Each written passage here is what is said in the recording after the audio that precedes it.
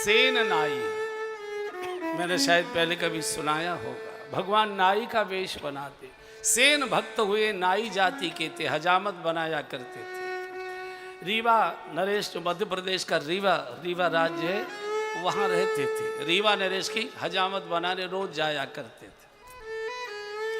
सवेरे का समय तो एक दिन पहले रीवा नरेश ने कहा कि सेन थोड़ा कल जल्दी आना, कल कुछ और राज्यों के राजा लोग आ रहे हैं, कुछ बैठकर चर्चा होनी है, तो हमको जल्दी तैयार होना है, तो थोड़ा समय से पहले आकर हमको तैयार करा देना, स्नान आदि से निवृत्त करा के हमारी हजामत थोड़ी जल्दी बना दो। लेकिन भगवान तो बड़े परीक्षा लेते, तो पूरी परीक्षा लेते। चलने की तैयारी कर रहे थे, तभी इतने में टोल एक वृंदावन बिहारी जी का दर्शन करने के लिए, गिरिराज परिक्रमा करने के लिए संतों का टोल जा रहा था, चित्रकूट की ओर जा रहा था, कामदगिरी की परिक्रमा करने के लिए, मंदाकिनी स्नान के लिए। तो देखा सेन ने, अरे आइए महाराज आइए, बड़ी कृपा होगी, बड़ी कृपा होगी, जादन संत पाहुने आवत, जिस दिन कोई संत मेहमान बनकर आ जाए सब जो भाग्य खुल गए, आइए बड़ी कृपा हुई। संतों ने कहा भैया ठंड ठंड में निकल जाने दो। बोले नहीं महाराज, यही स्नान भजन सवेरे यहाँ करो, बाल भूख करके तब आप जाइए। अब उस समय कोई टोटी टंकी तो थी नहीं, तो कुएं से ही जल खींच खींच के उनको स्नान, और मध्य प्रदेश का पठारी इलाका है, कुएं बहुत गहरे होते हैं, और जब मुफ्त का पानी डालने वाला मिल रहा है तो साधु और मलमल के नहाने लगे। सभी को स्नान कराया। अब ये जो रीवा नरेश थे, ये बार बार इंतजार कर रहे, और दिन तो समय से आता था, आज जल्दी बुलाया, आज आया नहीं। बार बार पूछते भाई क्या हुआ, क्यों नहीं है? बोले महाराज क्या बताएं, कोई समाचार नहीं आया अभी तक, क्यों नहीं आया है? सबको चिंता हो रही है, क्या आना चाहिए था।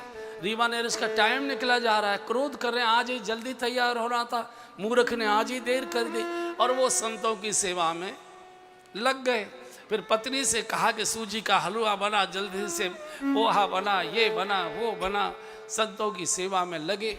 इधर भगवान द्वारकानाथ चिंतित हो गए कि आज से इनकी शामत आ जाएगी, देर से पहुंचेगा और राजा का क्रोध इसको मार डालेगा, तलवार और इसकी गर्दन एक हो जाए। भगवान ने सेन नाई का वेश बनाया और पेटी लेके, जो सेन की पेटी थी हजामत बनाने वाली, उसे लेके भगवान आ गए। तो सेन थोड़ी देर, बोल हाँ महाराज थोड़ी सी देर हो गई, बैठिए बैठिए। भगवान हजामत बना रहे, हजामत बना रहे। फिर उसके बाद वो मालिश करता था, बड़े लोगों की मालिश करते नाई लोग, तब वो स्नान करते थे। तो तेल का कटोरा भगवान ने हजामत बनाकर राजा के ऐसे सामने रख दिया, और लेके तेल, और पहले तो चंपी की खूब बढ़िया मालिश की। तो भगवान ने, राजा ने कहा सेन मालिश तो तुम रोज करते थे, चंपी तो तुम रोज करते थे, लेकिन आज जो चंपी में स्वाद आ रहा है इतना पहले कभी नहीं आया, क्या जादू कर दिया? नहीं राजा साहब, मैं तो वही हूँ, वैसे ही कर रहा हूँ, ये तो आपकी महानता है। अब ये कहाँ मालूम है कि तेरा बाप कर रहा है, ये कहाँ मालूम है कि तेरा बाप कर रहा है? इसे मालिश की पूरा का पूरा। अच्छा, होता क्या था कि जब राजा की निगाह कटोरा के तेल में चली जाती थी, तो भगवान श्याम सुंदर मुरली मनोहर की छवि दिखाई देती थी, और भगवान जब पीछे ऐसे मुड़ के देखते तो सेन नाई दिखाई देते थे। राजा बड़ा परेशान हो, कटोरे में भगवान की छवि दिखाई दे रही है, सामने निगाह जाती है और पीछे सेन है। बड़े तंग हुए महाराज, स्नान आदि करके भगवान तो चले गए, अंतर ध्यान हो गए। साधुओं को विदा करके सेन को याद आया, रे बाप रे, ये क्या हो गया? आज तो जल्दी जाना था और देर हो गई, आज तो मृत्यु ही दंड है। डरते डरते भागा भागा, पेटी लेकर दौड़े आ रहा। तो जो गेट कीपर थे, जो महल के मुख्य द्वार पर जो संतरी खड़े होते, उनका सेन सेन क्या हुआ, क्या हुआ, ऐसे हड़बड़ाई क्यों जा रहे हो, कुछ भूल गए क्या? अरे बोले भैया आज देर हो गई, अपराध हो। अरे अभी तो तुम गए थे यहाँ से निकल कर सेवा करके। अरे यार मजाक मत करो, मजाक मत करो, हंसी मत। अंदर गए तो महाराज तैयार बैठे थे। सेन कैसे? अरे महाराज क्षमा कर दीजिए, आज क्या बताओ, चलने को तैयार हुआ।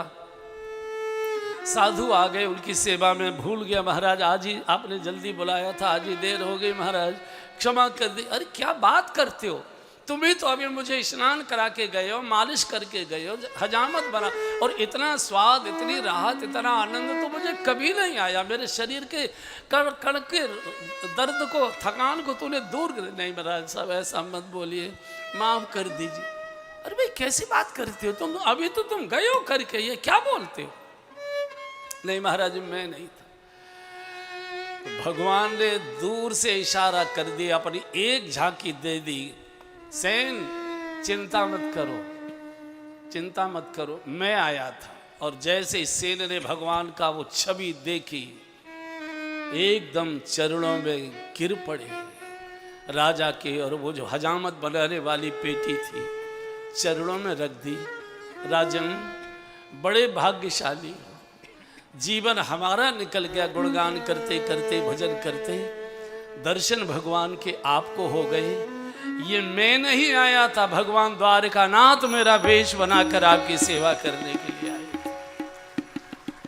राजा सिंहासन से उतरता है और नाई को दंडवत प्रणाम करता है। सेन अब तुम हमारी हजामत कभी नहीं बनाओगे, तुम्हारी हमने इतनी इतनी इतनी राजकोष से व्यवस्था कर दी, अब तुमको आना नहीं, हाँ कभी कभी दर्शन देने आया करो। और पेटी ये लाओ। पेटी महाराज ने सिर पर रखी और सिंहासन पर रख दी। जब तक महाराज जीवित रहे राज्य उस पेटी ने चलाया। महाराज नीचे बैठा करते थे राजसभा में, और वो सेन नाई की जो हजामत बनाने की पेटी थी, वो पेटी नहीं रही, वो तो भगवान का साक्षात स्वरूप हो गया। भगवान ने अपने कर कमलों में ले लिया। बहुत वर्षों तक उस पेटी की राज परिवार पूजा करता रहा। कालांतर में सत्ताएं बदलती गई, समाज बदलते गए, स्थितियां बदलती गई। तो आज वही कह रहे, पग चापूं और सेज बिछाऊं, नौकर बनूं हजार।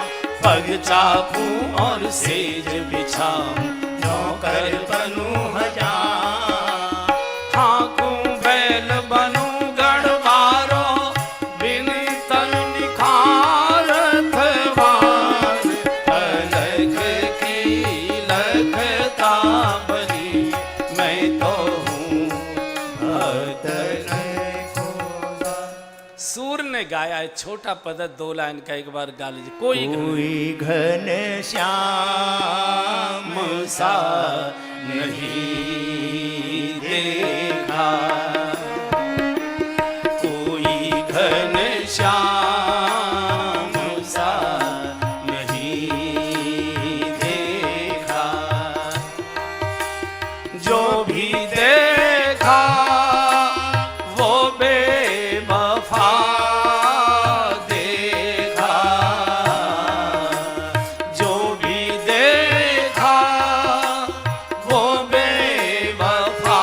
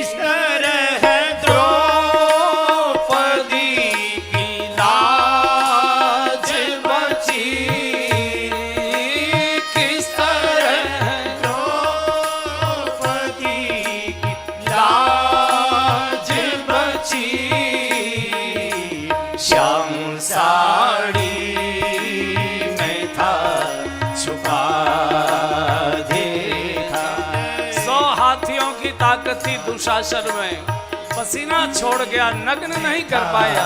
साड़ी बीच नारी है कि नारी बीच साड़ी है, कि साड़ी ही की नारी है कि नारी ही की। मैं था छुपा देखा कोई घनश्याम सा नहीं देखा, कोई घनश्याम सा नहीं देखा। मैं भी आया हूँ आपके दर पे, मैं भी आया हूँ आपके दर पे। जब कोई आसरा नहीं देखा, जब कोई आसरा नहीं देखा, जो भी देखा वो बेवफा देखा, जो भी देखा वो बेवफा देखा। कोई घनश्याम सा नहीं देखा, जय जय। कोई घनश्याम सा इसलिए गाइए देखा। हरे रामा रामा रामा हरे हरे, हरि बोल। हरे पीछे तक सब गाइए हरि नाम। हरे रामा रामा रामा हरे हरे, हरे कृष्णा कृष्णा कृष्णा हरे हरे, हरे कृष्णा कृष्णा कृष्णा हरे हरे, हरे राम राम राम हरे हरे, हरे कृष्णा कृष्णा कृष्णा हरे हरे, हरे राम राम राम हरे हरे, हरे कृष्णा कृष्णा कृष्णा हरे हरे, राम रामा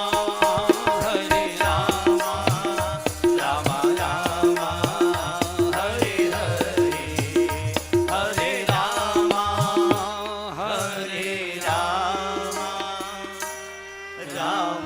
रामा हरे हरे। भगवान भगवान है।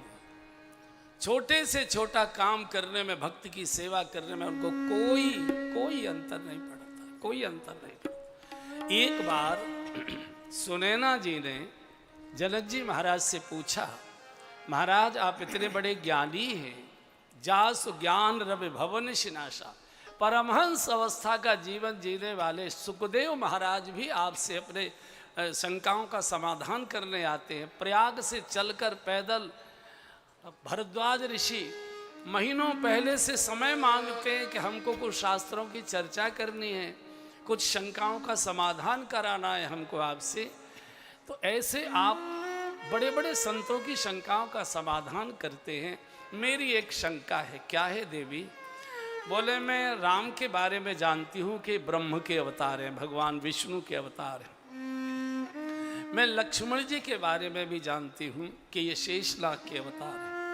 मैं शत्रुघ्न जी के बारे में भी जानती हूँ कि ये चक्र सुदर्शन के अवतार हैं। ये भरत जी कौन है? ये किस लोक से आए हैं? आप तो बहुत ज्ञानी हैं, इनके बारे में मुझे बताइए। तो जनक जी ने कहा, रानी मैं राम के बारे में बता सकता हूँ, लक्ष्मण जी के बारे में बता सकता हूँ, मैं शत्रुघ्न के बारे में भी बता सकता हूँ, लेकिन भरत के बारे में मैं तो क्या, दुनिया में केवल एक व्यक्ति जानता है, उनके अलावा भरत जी के बारे में कोई जानता ही नहीं है। कौन जानते हैं? भरत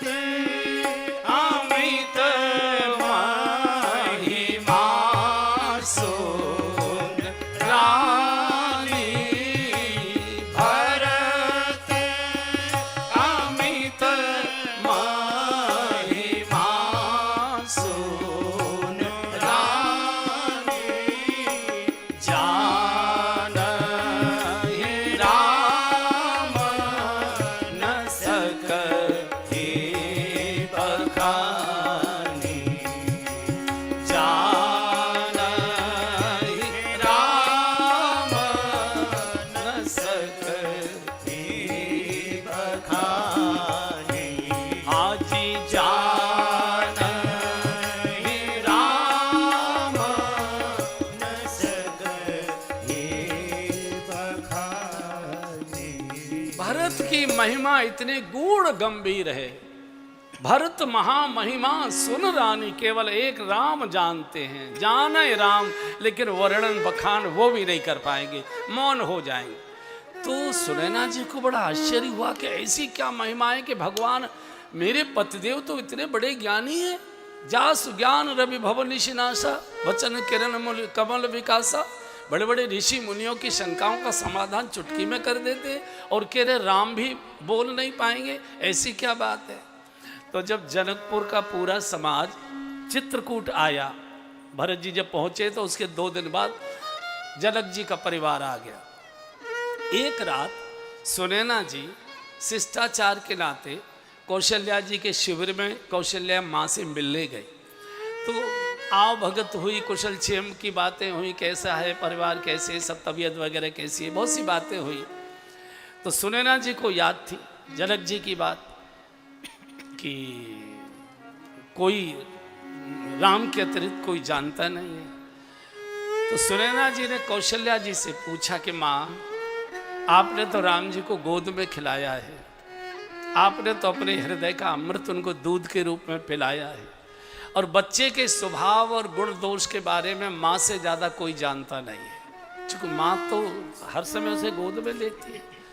तो आप कुछ राम के बारे में बताइए, मैं तो राम, ये भरत जी के बारे में बताइए, मैं भरत जी के बारे में जानना चाहती हूँ।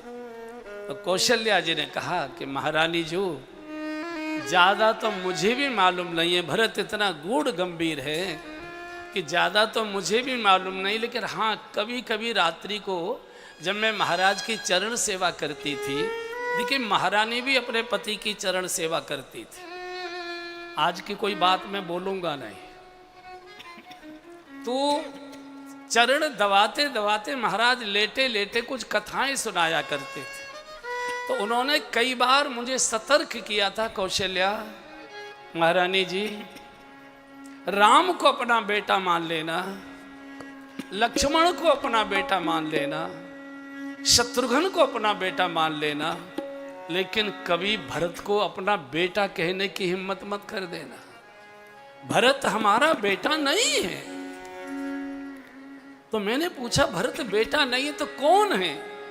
दशरथ जी ने कहा भरत हमारे कुल का दीपक है, जिसके प्रकाश में रघुवंश दिखाई देता है। जाने सदा भरत कुल दीपा, जाने सदा भरत कुल दीपा, बार बार मोहि कहेहु महीपा, बार बार मोहि कहेहु फिर गाओ महीपा, जाने सदा भरत कुल दीपा, जाने सदा भरत कुल दीपा, बार बार मोहि कहेहु महीपा, बार बार मोहि कहेहु महीपा।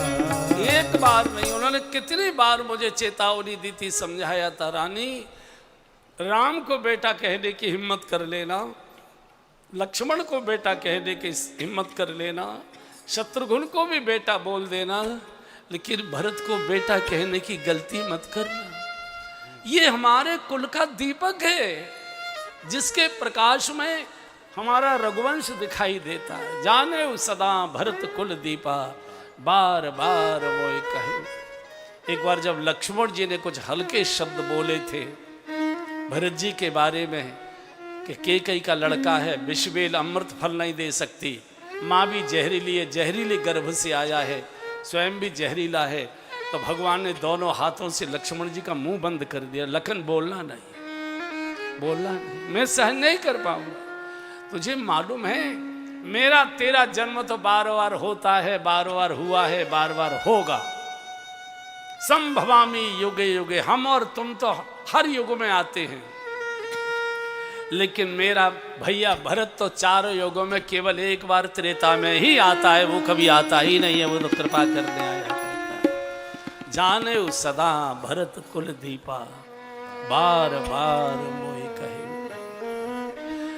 रोते चीखते जा रहे थे, प्रभु रक्षा करो, प्रभु रक्षा करो। पद नहीं, शीश पर कोई गमछा नहीं, चरणों में कोई खड़ाऊ नहीं, नहीं पद चान शीश नहीं छाया, नहीं पद चान शीश नहीं छाया। प्रेम नेम व्रत धर्म अमाया, नेम प्रेम धर्म। जैसे ही चित्रकूट की सीमा आ गई, भरत जी ने साष्टांग दंडवत करना शुरू कर दिया। अब मैं दंडवत से पूरा शरीर छिल गया, कोहनी सब, नाक ठोड़ी माथा बहुत सब छिल गई, लेकिन कोई देह का भान नहीं है। प्रभु के स्मरण में रोते रोते जा रहे। कोल भील दौड़कर पहुंचे, महाराज प्रभु प्रभु, कोई भरत नाम के बड़े राजा आ रहे हैं अयोध्या से, बड़ी भारी सेना लेकर आ रहे हैं। और जैसे ही भगवान ने सुना भरत आ रहा है, भगवान घबरा गए, भगवान घबरा गए। क्यों आ रहा है? कारण कवन भरत बन जाए, किस क्यों आ रहा है? इसलिए नहीं कि युद्ध करने आ रहा है सेना लेकर, भगवान समझ गए राज तिलक की सामग्री लेकर आ रहा होगा, इसलिए सेना को भी लाना पड़ता है। क्योंकि जिसको तिलक किया जाता है, जिसको गद्दी समर्पित की जाती है, उसको उसी समय गार्ड ऑफ ऑनर भी दिया जाता है, सेना के टुकड़ी के द्वारा उसको सम्मान दिया जाता है। भरत ने अगर आकर खड़े होकर कह दिया, प्रभु आप अयोध्या चलिए, मैं भरत की बात कभी टाल नहीं पाऊंगा। आज तक उसने मुझे अपने मन की कोई बात बोली ही नहीं है, पहली बार अगर मेरा भरत बोलेगा, हे विधाता मेरे धर्म की संकल्प की रक्षा करना।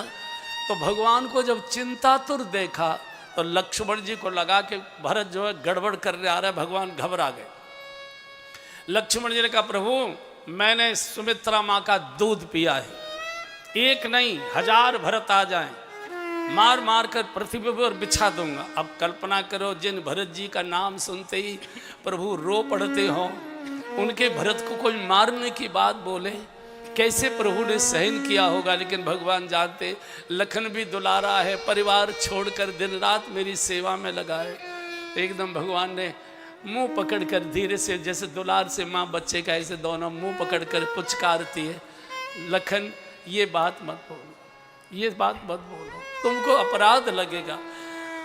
मैं कभी प्रियजन की सौगंध नहीं खानी चाहिए, आज तक मैंने तेरी कसम नहीं खाई है, लेकिन भरत के कारण आज मुझे तेरी कसम खानी पड़ी। लखन तुम्हारे शपथ भी तो आना, लखन तुम्हारे शपथ भी तो आना। सूचि सुबंधु नहीं भरत समाना, सूचि सुबंधु नहीं भरत समाना। भरत हंस रघुवंश तड़ागा, भरत हंस रविवंश तड़ागा। जन्म की गुण दोष विभागा, जन्म की गुण दोष विभागा। आजी भरत रविवंश तड़ागा। मेरा तेरा जन्म तो बार बार होता है लखन, भैया भरत तो चारों युगों में केवल एक बार आता है, आगे बोलना नहीं। भरत तो रघुवंश के सरोवर का हंस है, जो अपने विवेक से नीर चीर अलग करता है।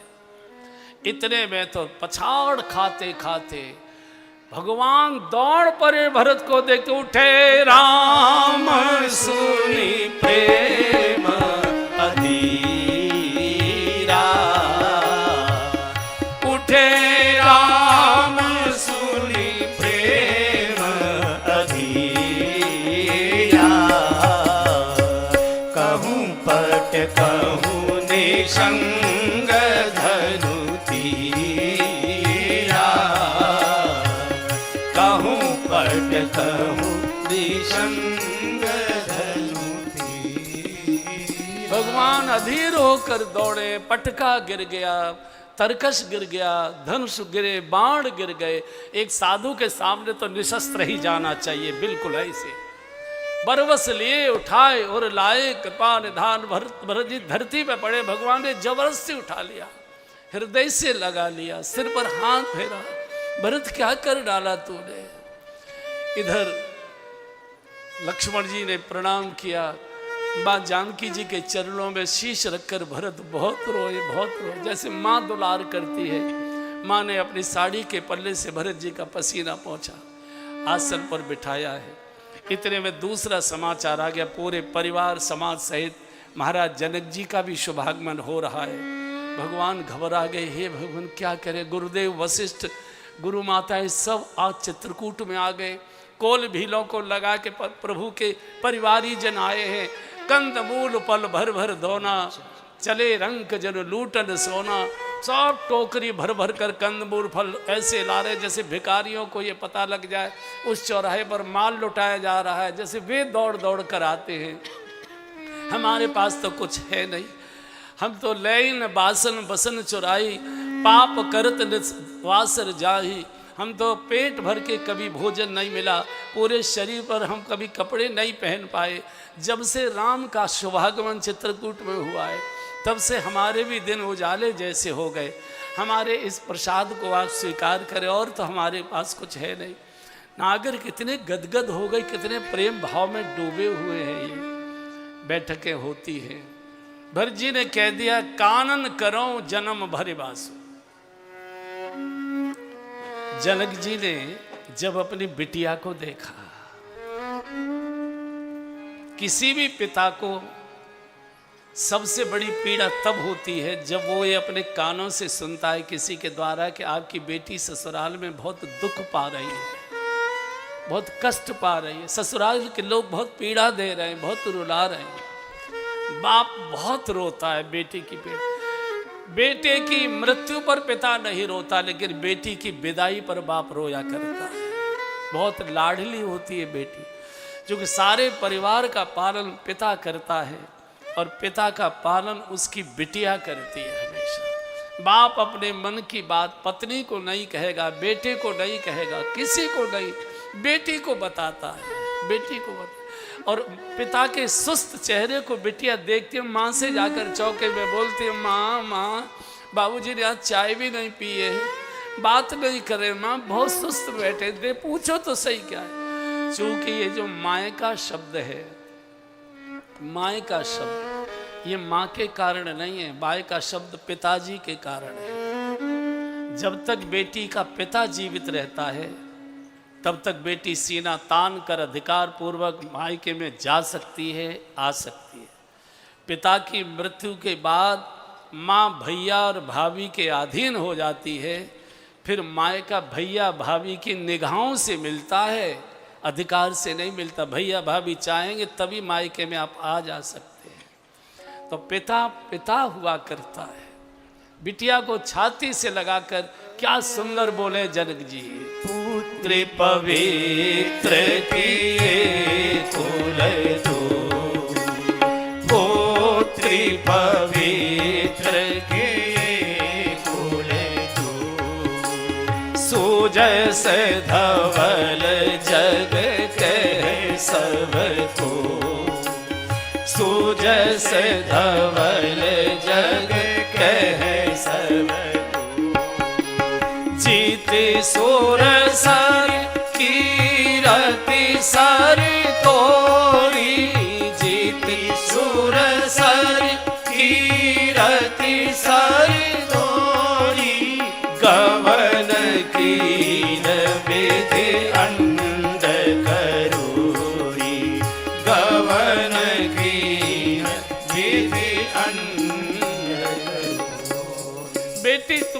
दोनों कुलों को पवित्र कर दिया। पुत्री पवित्र किए कुल दो। अरे गंगा जी के तो कुछ ही घाट हैं जिनकी पूजा होती है, तेरे चरित्र की गंगा ने तो सारी त्रिलोकी को पावन कर दिया। बिटिया को तपस्वी वेश में देखा, बाप का हृदय भर गया। मेरी बिटिया ने मेरे कुल धर्म की रक्षा कर ली, मेरी इज्जत ऊंची कर दी, मेरी नाक ऊंची कर दी। रोज बैठक होती है, रोज बैठक होती है। भरत जी ने कहा है, कानन करो जन्म भर वासु, मैं पूरे जीवन भर वन में निवास करूंगा, प्रभु आपको अयोध्या जाना पड़ेगा। भगवान ने कहा, भैया भरत भावुक मत हो, बाटिए विपत्ति सबहि मोहि भाई, बाटिए विपत्ति सबहि मोहि भाई, बाटिए विपत्ति सबहि मोहि भाई, बाटिए विपत्ति सबहि मोहि भाई, तुम ही अवधि भरी बड़ी कठिनाई, तुम ही अवधि भरी बड़ी कठिनाई। भैया विपत्ति का समय है, ऐसा करो दोनों भैया मिलकर इस विपत्ति को बांट लेते हैं। बांटिए विपत्ति सबहि मोहि भाई। त्रेता के भाई विपत्ति आपस में बांटा करते थे और कलयुग के भाई संपत्ति आपस में बांटा करते हैं। त्रेता के भाई इस बात पर झगड़ते थे कि वन में मैं रहूंगा, कानन करो जन्म भर वासु, प्रभु आपको अयोध्या में रहना है। आज का भाई कहता है कि बाबूजी तो बूढ़े हो चुके थे, सारा कारोबार तो मैंने खड़ा किया है, तू तो पढ़ने गया था विदेश, बराबर का हिस्सा कैसे लेगा, नहीं दूंगा चाहे जो हो जाए। तो यही अंतर है राम राज्य और कलयुग के राज्य। राम राज्य के भाई आपस में विपत्ति बांटते थे और कलयुग के भाई आपस में संपत्ति बांटते हैं। संपत्ति भी घर के आंगन में ड्राइंग रूम में बैठकर बांट ले तो भी बुरा नहीं है, कोर्ट में जाकर बांटते। बूढ़े बाप को कोर्ट में खड़ा करते हैं और राम कथा भी सुनते हैं, रामायण का पाठ भी करते हैं, राम का दर्शन करने अयोध्या तक भी जाते हैं, गंगा भी नहाते हैं और बंटवारे का केस कोर्ट में जाकर भैया से लड़ते हैं। अरे भाई बूढ़े माता पिता को क्यों सताते हो? संपत्ति हमेशा एक जैसी नहीं रहती। राम से सीखो, बांटे विपत्ति सबहि मोहि भाई। मैं जानता हूं तो भरत जी का प्रभु नहीं नहीं मोहि समान को पाप निवासु, मोहि समान को पाप निवासु, जेहि लगे सिय राम बनवासु, जेहि लगे सिय राम बनवासु, मोहि राज हठ गई हूँ जब ही, मोहि राज हठ गई हूँ जब ही, रसा रसातल जाई जब ही, रसा मेरे जैसा कोई पापी नहीं होगा प्रभु। मेरा नाम आया, अयोध्या में अनर्थ हो गया। मेरे प्रभु अयोध्या छोड़कर वन को निकल गए, मेरे पिताजी की मौत हो गई, मेरी माता भी विधवा हो गई, मेरा नगर अनाथ हो गया। प्रभु मेरे जैसे पापी को अगर आप गद्दी पर बिठाने की कोशिश करेंगे, धरती सोचेगी, रसा रसातल जाए तवही। धरती पाप सहन कर लेती है इस अपेक्षा से, इस इंतजारी में, इस आशा के साथ कभी न कभी कोई साधु राजा प्रकट होगा, हमारी रक्षा कर लेगा। और जब धरती को लगेगा कि भरत जैसा साधु ही अगर ये अपराध के राज्य को स्वीकार कर रहा है, जो कुटिलता से केकई लेना चाहती थी, तो रसातल में धरती समा जाएगी। रसा रसातल जाए इधर, मेरे जैसा कोई पापी। भगवान खड़े हो गए और भगवान का, भरत खबरदार अब एक शब्द आगे मत बोलना, मैं बोल रहा हूं। तीन काल त्रिभुवन मति मोह, सब गाइए। भगवान बोल रहे हैं। थे भुवन मत भूरे, पुण्य से लोक तात तर तोरे, पुण्य से लोक तात तर तोरे। और आनंद तुम पर कुटिलाई, और आनंद तुम पर कुटिलाई, जाई लोक पर लोक नसाई, जाई लोक पर लोक नसाई। मैं घोषणा कर रहा हूं पूरी सभा में, भरत आज 3 काल त्रिभुवन मत मोरे, तीनों कालों में, तीनों भुवनों में जितने भी पुण्यात्मा हुए हैं, वर्तमान में हैं और भविष्य में होंगे, वो सब तुमसे छोटे होंगे। पुण्य श्लोक तात तर तोरे, तुमसे नीचे होंगे।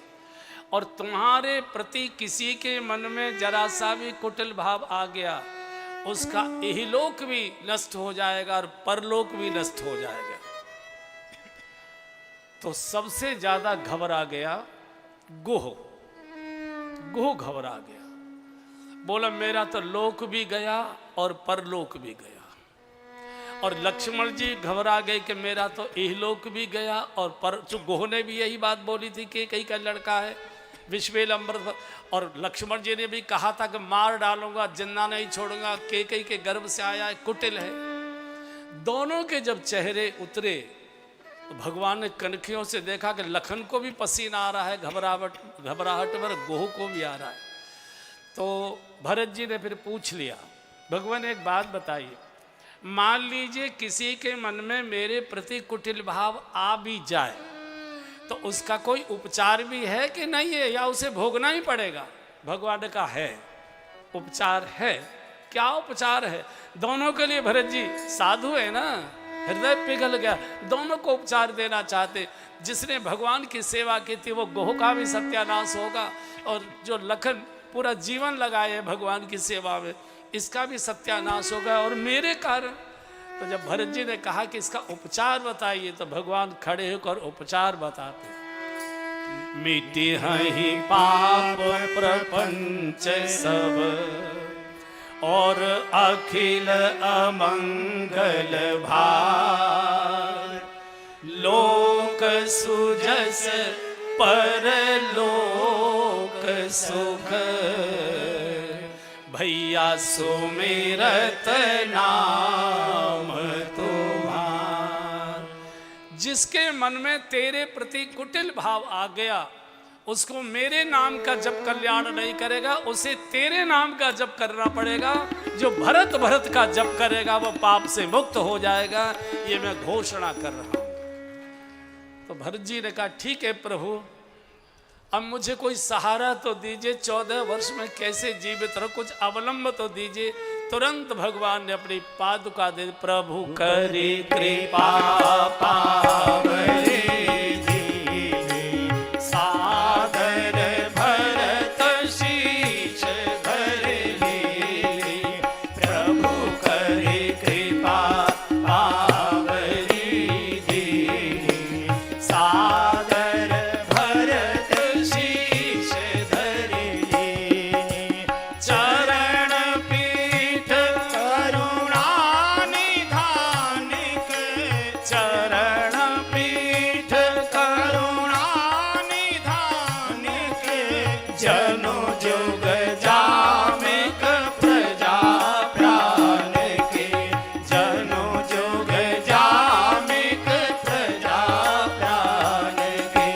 भरत